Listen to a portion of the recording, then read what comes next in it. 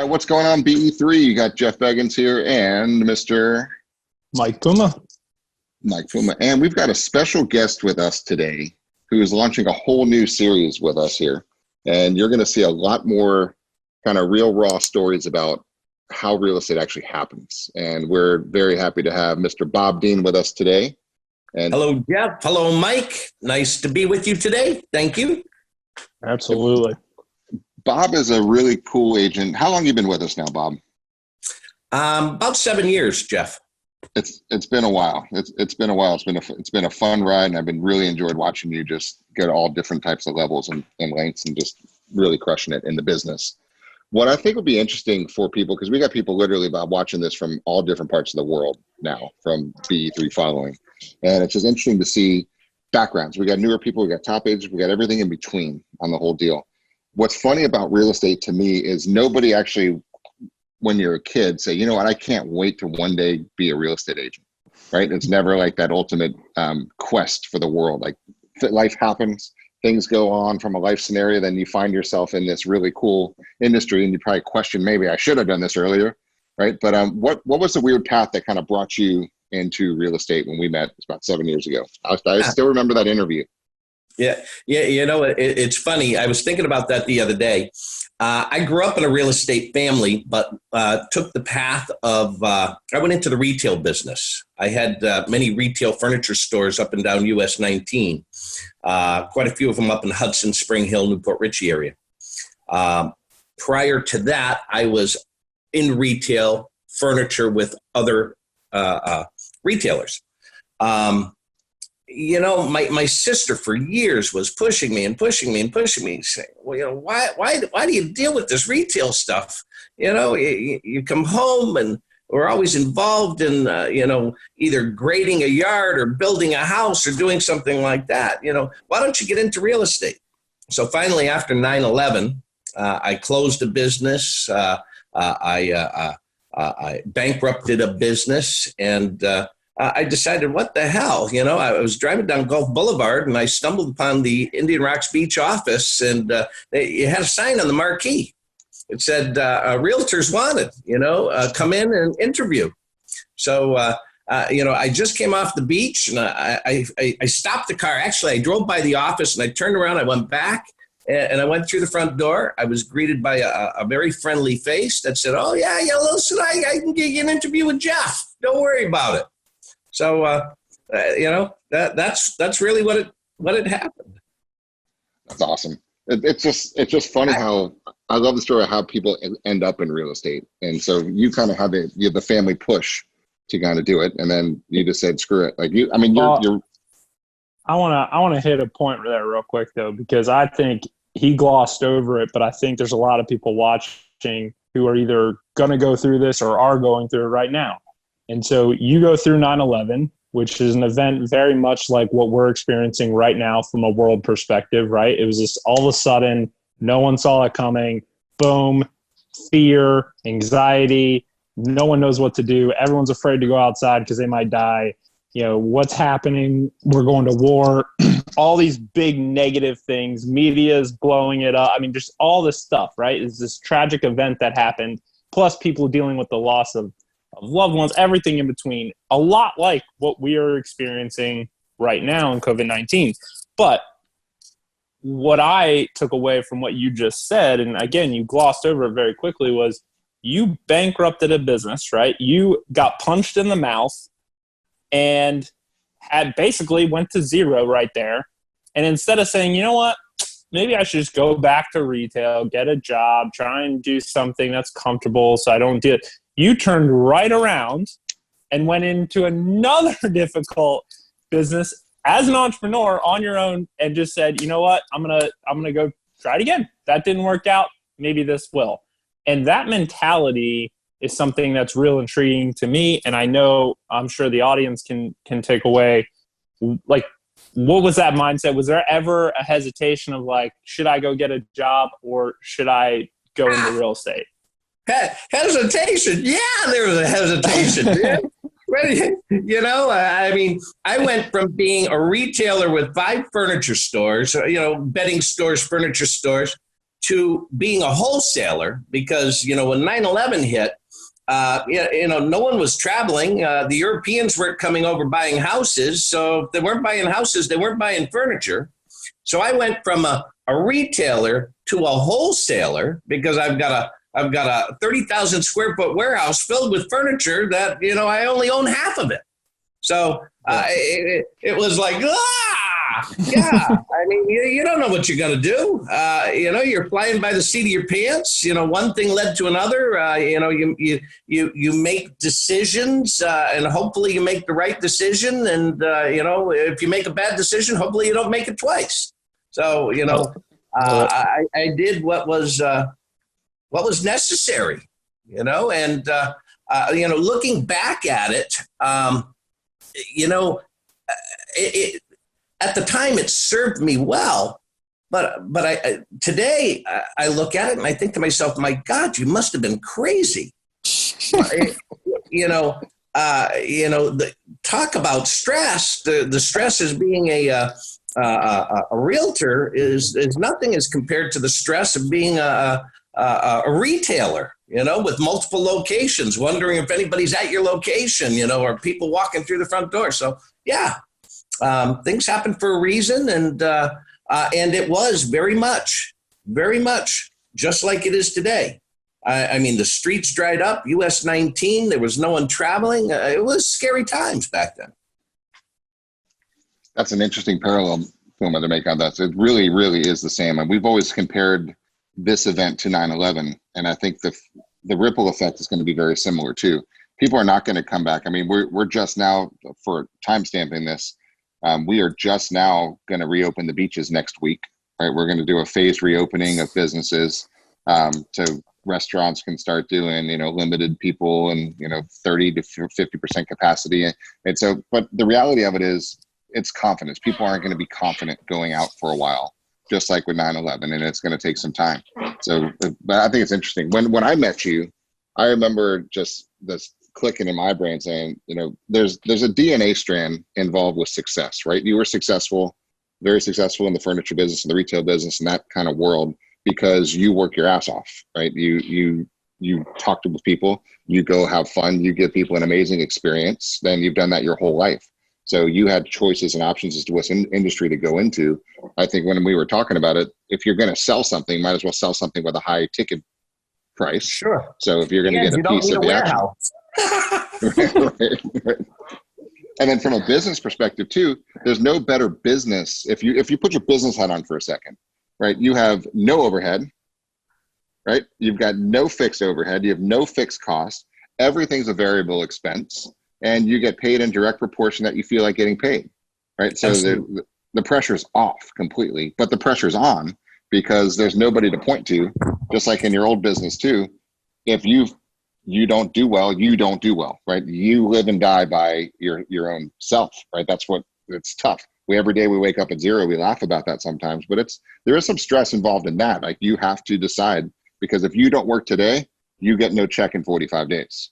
Absolutely. If you don't work tomorrow, you get no check 45. That's right.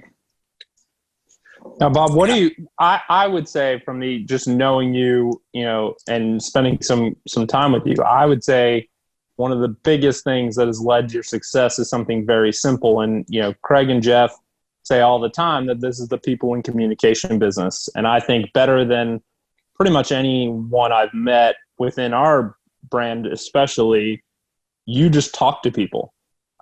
So how has that led to your success? How have you built the business that you've built? Let's start here. How many transactions did you do last year, roughly? 40 plus. Sorry, I'm having some phone issues here. No worries.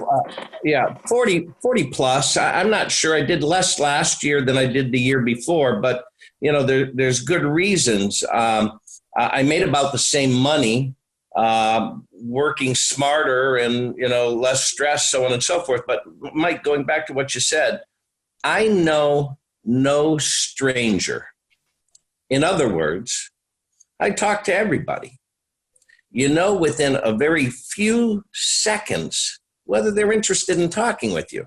If they're not, you move on. I don't want to, infringe on anybody's day or rights or whatnot. So they don't want to talk to me. They don't want to talk to me. But I found that works. Whether you're at a gas station, a grocery store, you're at Walgreens, you're at Walmart, the cashier, the bagging attendant, the guy in the lot, you never know who might be interested in getting out of their rental and getting into a new home. And you don't know unless you ask. So Jeff taught me a long time ago when I first came on, he gave me a catchphrase that I use regularly. And it's, geez, Mike, who do you know that's moving up, moving down, or moving around? And I normally get, what? Well, who do you know that's interested in buying or selling real estate? It works. It starts a conversation. Yeah, I love it. And let me put this in context in case anyone's watching that either is very new in the business or maybe thinking about getting in the business but hasn't yet. So Bob doing 40 plus deals is in the top percentile of agents in the entire country. Okay. So we need to frame that in that you're literally looking at one of the top agents in the country doing that level of transactions. And he's doing it by simply talking to people. And so I just, there's so many coaches and all this stuff out there. And Bob, to clarify, are you doing any crazy advertising? How much money are you spending with Zillow directly yourself? I don't spend a dime on advertising. Well, I shouldn't say that. That's not true. If I post on Facebook, the opportunity might be present for me to boost a post, something like that. But that's all I'm doing. I'm not spending any advertising dollar other than Facebook. Social media. So that's my point. You have a guy who is sitting in front of you right now. If you're watching, I really want you to pay attention to what Bob is saying, because he is literally became a top agent by just talking to people, not really spending money on anything. And when he does, he's doing it in a very intelligent way and spending it digitally where attention is, and he knows that he can capture that attention and leverage it.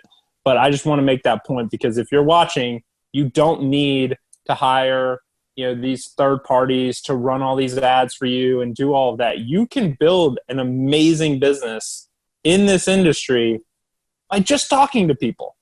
And Bob is proof of that. Here's the issue I think most agents kind of screw up, though. The reason why people advertise is to get their phone to ring, right? Because they have a fear of actually going to talk to people themselves, right?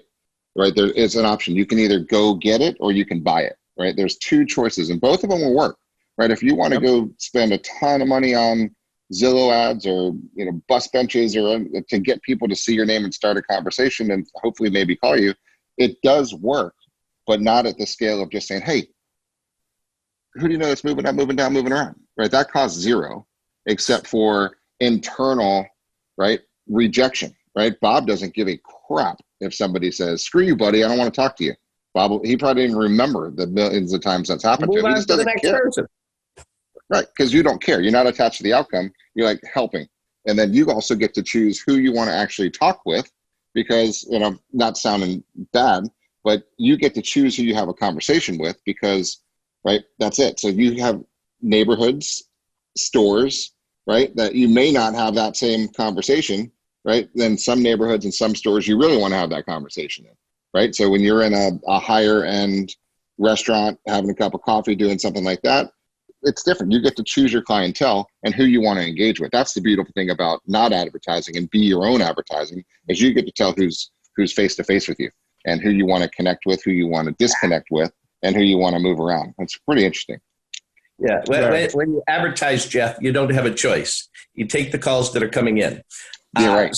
Since we've been on this Zoom call, my phone's rung twice, different people calling in. But, here's something that is neglected. I mean, truly, it's neglected. And, I know, Tom and Mike Ferry and whatnot, Brian Buffini, all these great coaches out there. The people that help me the most in my business are my past customers.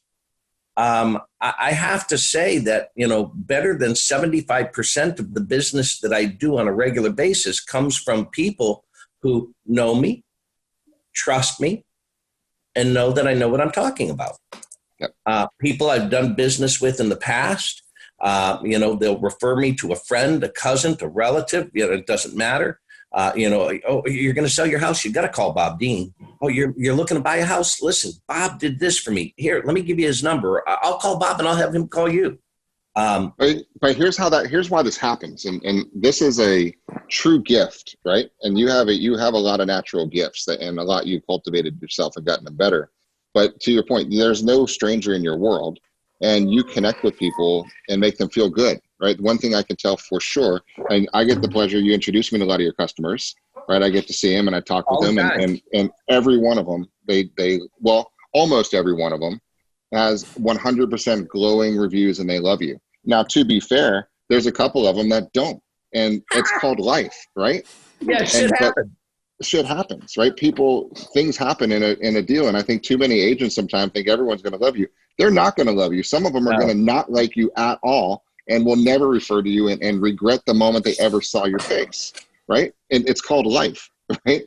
But the reality is that you, from your heart, did your best for every time. And some people don't see it that way. And it is what it is. But 99.99% of the people, your testimonials are freaking amazing. And the biggest testimony is your phone blowing up. That's all you really care about. But I think it's important to disconnect, right? And do your best to everybody you meet. And then your phone starts growing. But your phone didn't start blowing up. It took years for that to happen. And I think sometimes agents forget that part. Well, I got to tell you. So, I fought you terribly for the first 6 months. Mm-hmm. And I did not want to learn the scripts. So for any new agent out there, no matter what agency you're with, there's a reason why there are scripts and they work. You can rearrange the buzzwords a little bit, but the essence of what they say needs to be said, and say it in your own words, but you have to get that across to the clientele, and they work. And I fought that for the longest time. It's like, I've owned my own businesses. I've done this. I don't need that. Well, that wasn't the case at all. It made a difference. And it took 8 months. I didn't get my first deal until I was in the business almost 7 months. I remember that. And I'm glad you brought that up, because this is what I think is a fatal flaw, but it's a natural human response, right? You're successful. And you're like, shit, I can do this. I don't need this, right? Who's this kid who's this guy telling me this stuff or whatever? I don't need to do that, right? And you may or may not, but there's 3 things, right? Do I like you, right? Can I trust you? And are you good at what you do? Absolutely. Right? The challenge is you weren't good at what you do in real estate because you didn't know real estate fully yet. So you had self-doubt. And when you have self-doubt, the subconscious little upswings in your mind and in your voice and the way that you conduct yourself and your eye contact and the incongruency of confidence is what kills people. So what the scripts do is they give you just simple talking tracks to let you say, moving up, moving down, moving around. And then you can actually focus in on their energy and the fast talkers or slow talkers. And that's what you kind of, once that clicked, boom, right? The talking tracks were just your guide, and then you were able to connect without thinking about real estate. Yeah. One of the things that I find most often, people are looking to be able to trust someone. They don't know who to trust, right? They've been burned too many times just in life in general. This is a huge transaction for them. They're really looking for someone that they can trust. And just like when you're confronted with a barking dog, if the hair goes up on the back of your head, that dog knows that you're in fear. Well, the client, they can smell that too. They know, they sense it.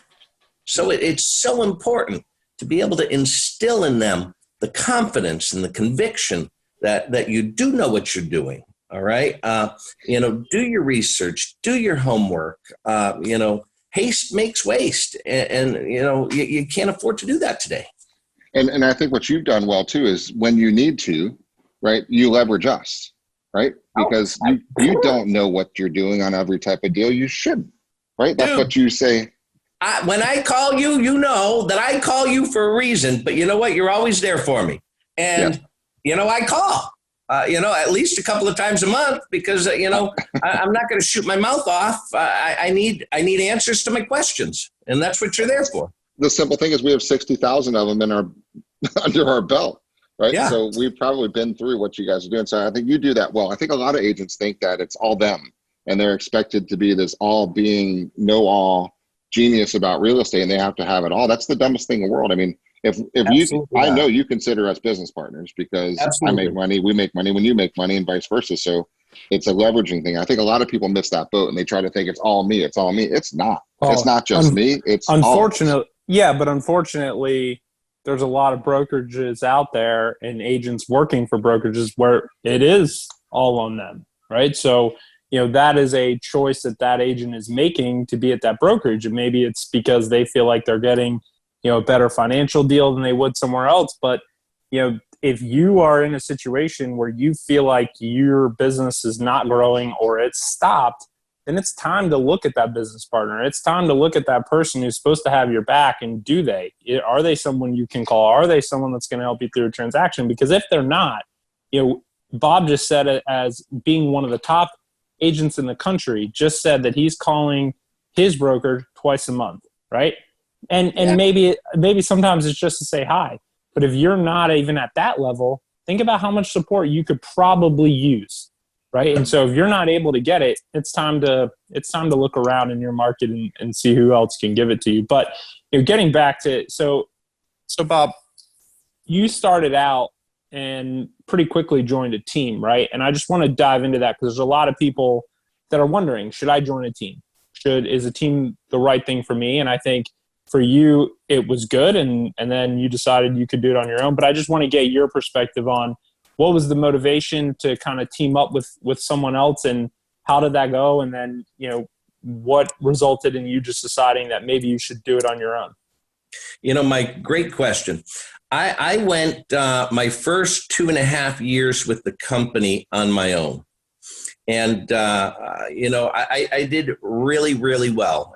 By the time I was 2.5 years in, I believe that I had my second year, I did 63 transactions that year.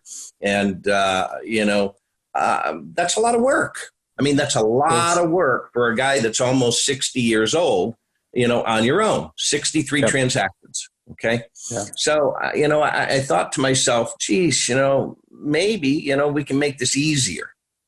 And that's the mentality, maybe, you give up something, but, you get something in return, hopefully time, because that's the one thing that we can never get back, our most precious commodity. And so, I made a decision to partner up and you know what? It was a fantastic decision.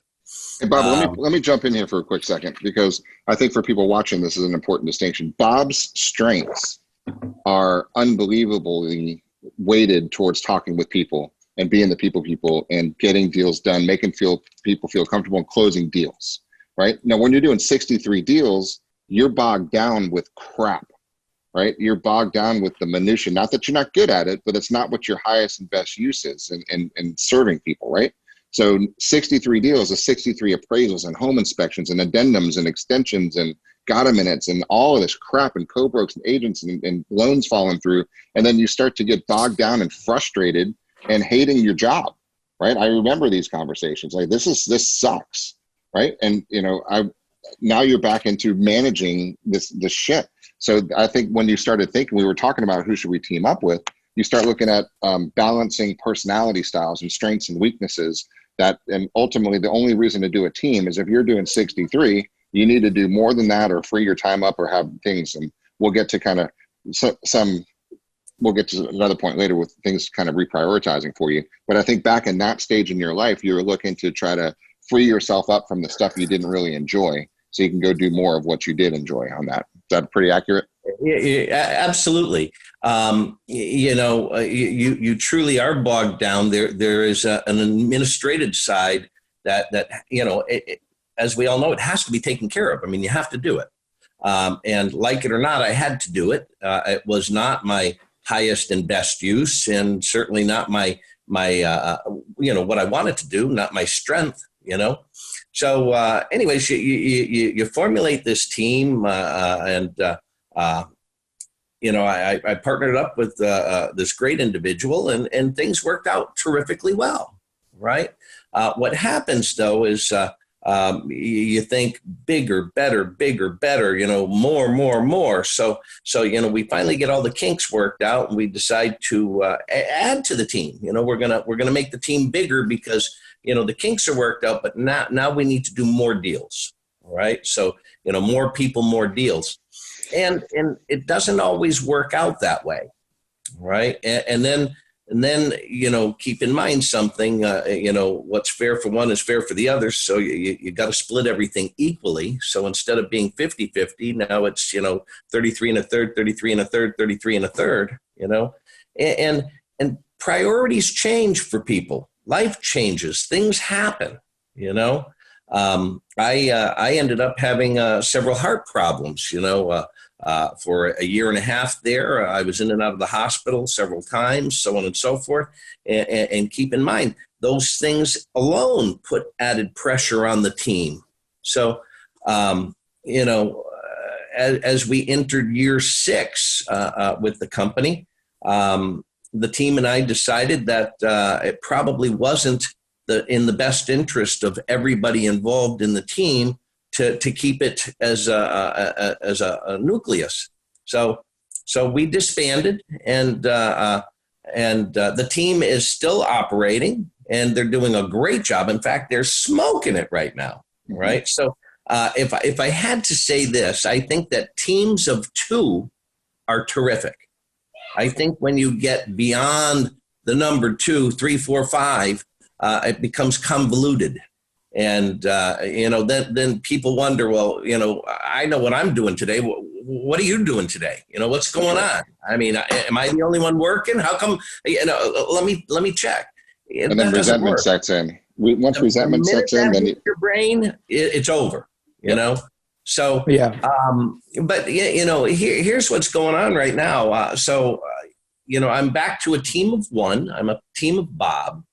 And if I do nothing, I get nothing, right? So there's nobody to blame but myself if I don't have a paycheck on the desk.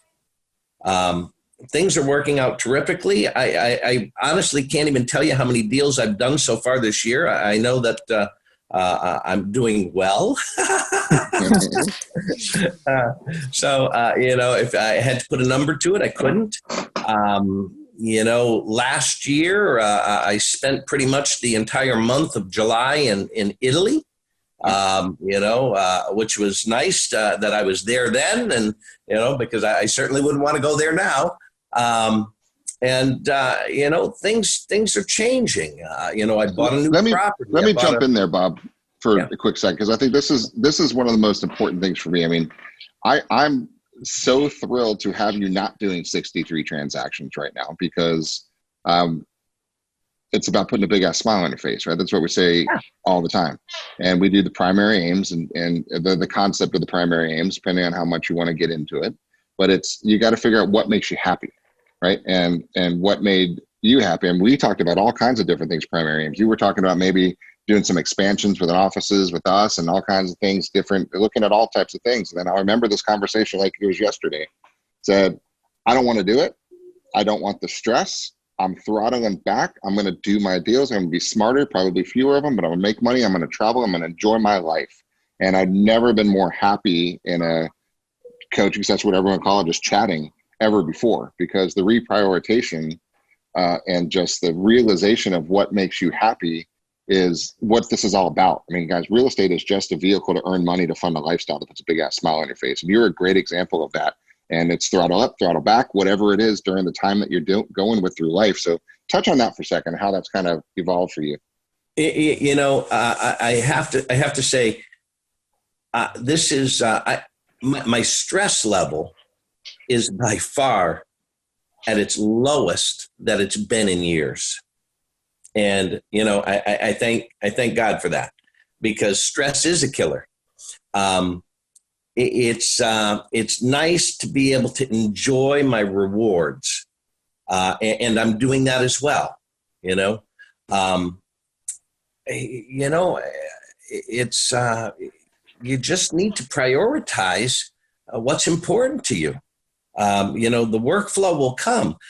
Maybe I should say this in the, 7, 8 deals that I've done already this year. I believe that, 6 or 7 of them are from previous clients. I'm really touching base with the people that know me, trust me, like me. I've already got an established relationship.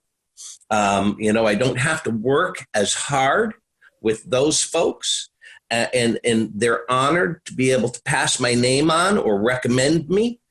So getting the opportunity to list your house or sell you a new house to one of their friends or relatives, it's rather easy.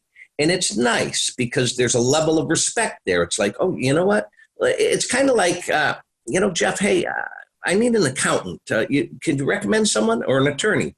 I mean, it's on that level. I mean, it's really nice.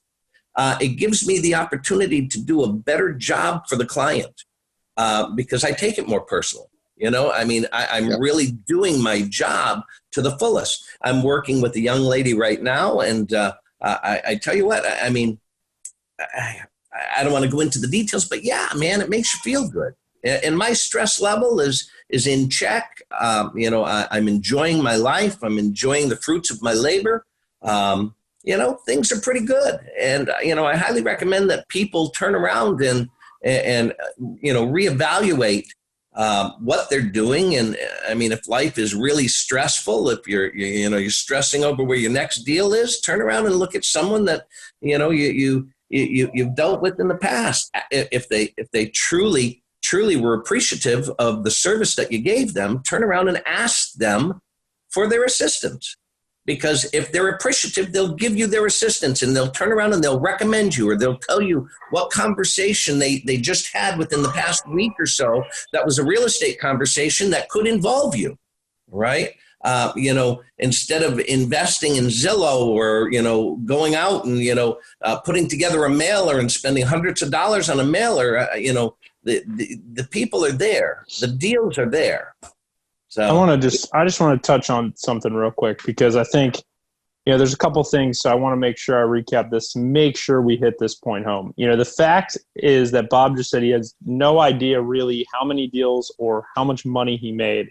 And I love that statement, because what's happening is, instead of him letting his entire intent with his clients changes when he's not tied to the dollars that are coming in, but rather measuring everything by, am I happy, right? Am I able to do the things that I enjoy, that are putting a big ass smile on my face, that make me happy, and letting happiness be the dictator of, do I need to work harder or do I need to work less, right? And so I just see so often, especially with what I do, and I'm on Instagram and I'm on TikTok and I'm on Facebook and YouTube, you see all this content that's doing really well from these agents and other people, and they're pushing this, you need to live in a 10,000 square foot house and drive a Ferrari and wear a Rolex to be happy.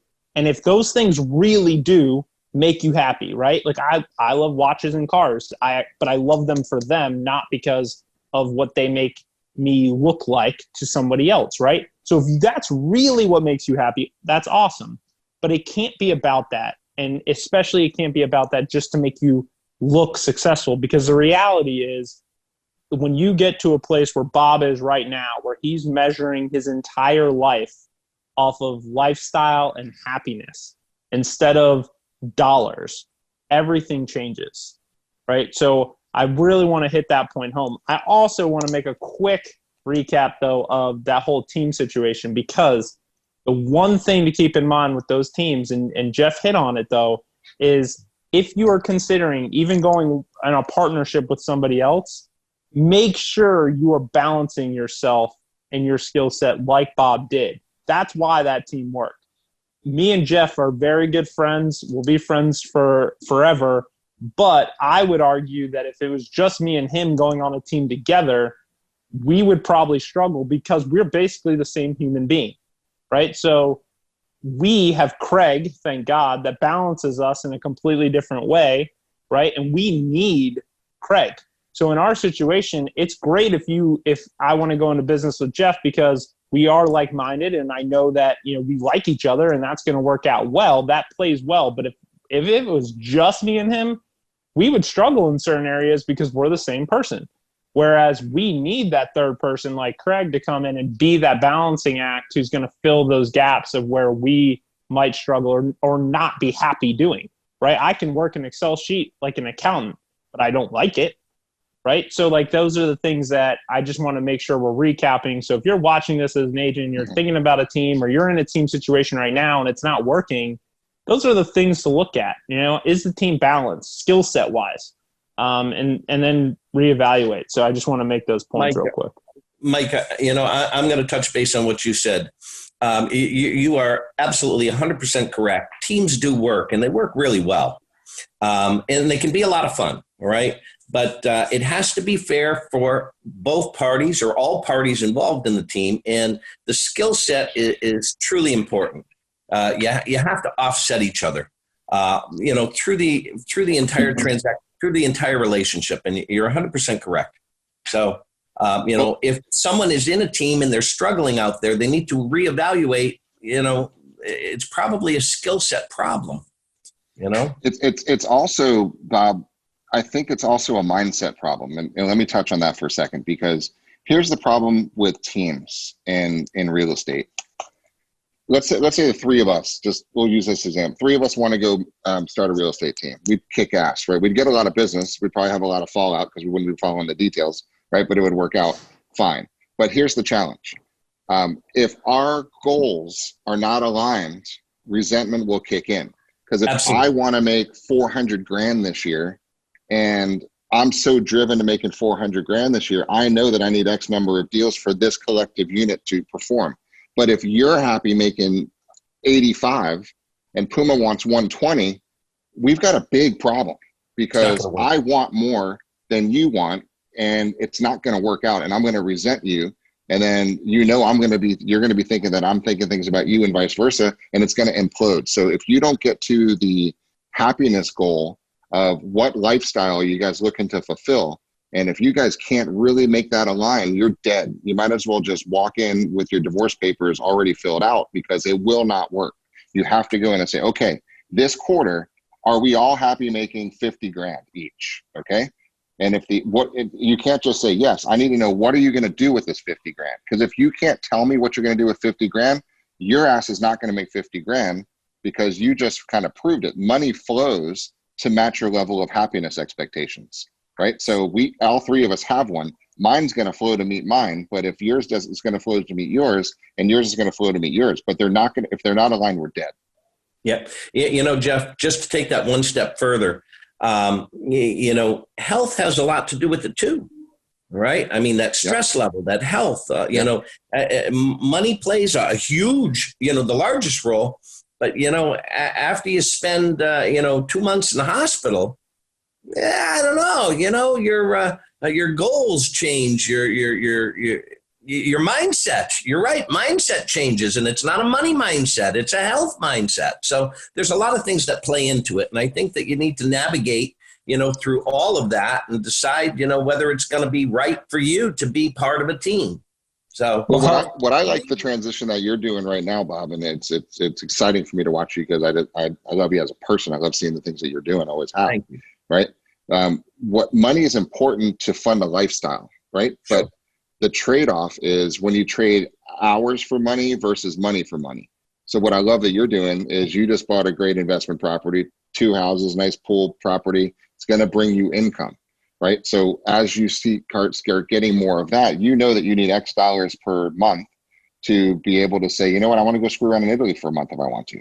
And my bills are paid, my cars, everything's paid off, everything's nice. I just need this much time to play around. I have some time to go play music with my friends and just enjoy life. I need X dollars.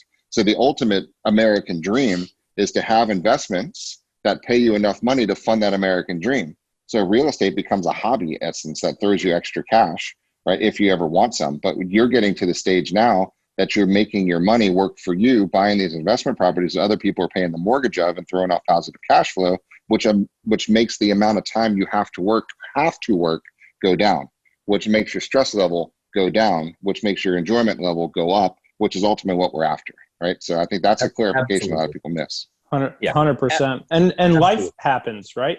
So Bob, you had health issues, and Jeff, you just recently had a baby.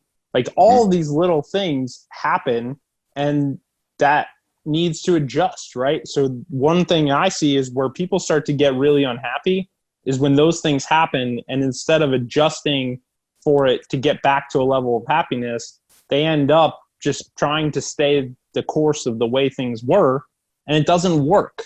No. Right? That'll end in success. Now we all hit hurdles, right? Bob, you've been in this business now 7 years. You've had health issues. You've had all sorts of things. We're going through a hurdle right now with COVID-19. How have you dealt with the different hurdles and different things to keep you on track, keep your business on track? Even right now, what are you doing right now to get yourself through, this pandemic and the outfall from it? Okay. Real good question. Number one, I get up in the morning. Number two, I treat my real estate career like it's a 40-plus hour a week job. And funny thing is, I probably work more hours in real estate than I ever did in retail. How funny is that? So, in real estate, the time clock, the doors are never locked. So, from the time you get up to the time you go to bed, last night I got a call at, 11:45 and I'm like, who the hell is calling me? And it's this gal out in California that's coming to town in a couple of weeks. And I said, what are you calling me so late for? And she said to me, it's not late. There's time difference. So, your doors are always open. Just because COVID is upon us and happening, my business hasn't stopped. Yesterday, as much as I like being a listing agent, yesterday I showed 3 properties. The day before I showed 3 properties. I'm working with a gal that has a very unique situation, and she needs to get out of her rental and she needs to get into a home, and she's very well qualified, but we've got a school district situation that we need to deal with, and we have some specifics. So the challenge is on, and it's a good challenge, and I like challenges like that. But to answer your question, Mike, I get up and I go to work every day. I've got to stay in contact with my previous client base. I've got to make the calls saying, hey, I'm here. What do you need? Who do you know? Who do you know that I can help with real estate? So if I don't make those calls, when the time comes, they're not going to remember me, and they're going to say, oh, call Jeff Beggins. Oh, no, I want him to call me. So I need to be, top of mind. I need to make those calls. I need to send that text message. I need to stay in contact. So throughout the day, that is happening throughout the day while I'm working on my house, while I'm scheduling to show 4 homes today, between 4 and 6. Life happens, and you need to go to work. COVID-19, this too will pass. Our beaches are going to open. The counties are going to go back to work. I will tell you, it's very important. Several of the homes that we went to yesterday had signage on the doors indicating that they wanted to make certain that we were masked and gloved, before we went in. Make certain if you're out there and you are, showing homes that you're following the rules. It's very important. Go to work, show up, do what needs to be done. I've always been a worker, and I don't know. I don't know what I would do if I got up in the morning and had nothing to do. I couldn't just sit on my ass. Well, if you ever see that happen, you pick up your phone and make sure that the day doesn't end that way. That's the difference between you and some other people out there? So, so far my phone's rang 6 times so far during this interview. So, I've got 6 calls I know I need to return when we're done. I'm certain that, nothing is of urgency. I used to be afraid. That, I couldn't let a call ring through. I had to answer it, Yep. And sometimes, even that fear is still here today, during this interview, but I know that they're not going to go anywhere. I know that, it'll all be good. So, yeah. But well, I love that mindset though. And this is something that clicked with me the other day, just getting up and getting to work. Right. And I've kind of had that ingrained in me since I was a kid from watching my parents and, just something my dad especially has passed on to me. But, it occurred to me the other day that I was watching my kids through this whole pandemic. Right. And their world, granted different than ours, has been completely disrupted too. My oldest one had a meltdown yesterday because he just misses his friends. He wanted to go to school. He's only 9, so he still likes school. He wanted to go to school so badly just to really interact with his friends, right? So their worlds have been disrupted. However, if you watch them throughout the day, when they get up in the morning, they're treating it just like it's another day. And, they're going through it. There's no fear. There's no real anxiety. And the reason is, because they're sheltered, obviously, they're not watching the news. Their little heads aren't getting filled with the scariness that's out there. The fear is not being ingrained in them. And so their mentality, the way they operate, it's just another day, right? It's the same. This is just Wednesday for them, just like it was Wednesday before the pandemic started. A little bit different because they're not going to school, but they still are sitting at the kitchen table right now doing schoolwork, Yep. right? Sure. So that, to me, is if we can get to that place as adults, if we can block out that fear and say, you know what, if I just get up today and get to work, like it's just another Wednesday, forget the pandemic. What would I do on Wednesday if this was 60 days ago? And let me go do that. And let me go take that mentality into today. And I think you will see a completely different outcome than what some people are experiencing. Mike, but we don't do that. We have, as adult human beings, this thing that's called the fear of loss versus the fear of gain. So we know what we currently have, but we don't know what's on the other side. So that transition, that mindset, that giving it up, Yep. So this is a beautiful time, unfortunately, for people to make changes in their life because they don't know what's beyond, right? We don't know what's going to happen. Obviously, this pandemic is going to change not only the way that we do business, but the way that we interact, our society in general. It's very unfortunate. I know that, we're supposedly all in this together. However, we're not all in this at the same level together. Sure. I know, I'm very blessed. I'm very fortunate that, I'm secure and I'm able to pay my bills and whatnot. But I know that there are people out there that are not. I know that there's people out there where it's getting pretty scary right now. They were anticipating the government, helping them out, and there's no government relief for them. They didn't get what was promised. A lot of false hope, and for some people, it's getting damn scary, and that's a shame. So yep. that fear of loss versus the fear of gain, for us at this level, it's one thing, but there are people out there that. I hope that this passes, and I hope that we start to get back to some normalcy quickly. Yep. I agree. To one last mindset thought about that, Bob, is that you could easily have your head stuck in a hole right now and have every justification in the planet to do it. You've got a new house, new investment property you're fixing up.